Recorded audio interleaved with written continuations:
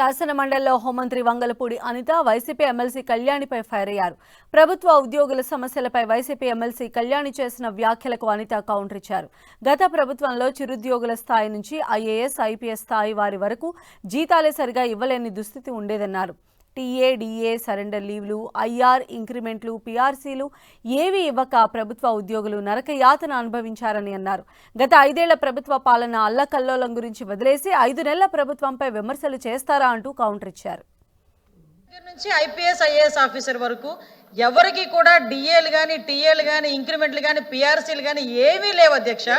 జీతాలు కూడా 1వ తారీఖున పడతాయా, 1వ తారీఖున పడతాయా, 15వ తారీఖున పడతాయా, 1 నెలకి పడతాయా, 2 నెలలకి పడతాయా తెలియని దుస్థితిలో వాళ్ళు కక్కలేక మింగలేక 5 సంవత్సరాలు పనిచేశారన్న సంగతి మర్చిపోయి పాప అప్పుడుదే ఇప్పుడు కూడా ఆపాదిస్తున్నారేమో అన్న సంగతి కొంచెం తెలుసుకుని మాట్లాడమని చేసుకోండి అధ్యక్ష. ఇంకో విషయం అధ్యక్ష, ఈ రోజు ప్రభుత్వ ఉద్యోగస్తులందరూ గుడ్లపై చేసుకొని ఉంటున్నారు అధ్యక్ష.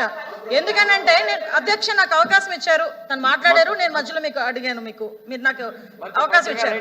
నేనేమంటానంటే ప్రభుత్వ ఉద్యోగస్తులందరూ కక్కలేక మింగలేక అని వీళ్ళు అనుకుంటున్నారు, వీళ్ళున్నారు అధ్యక్ష కక్కలేక మింగలేక.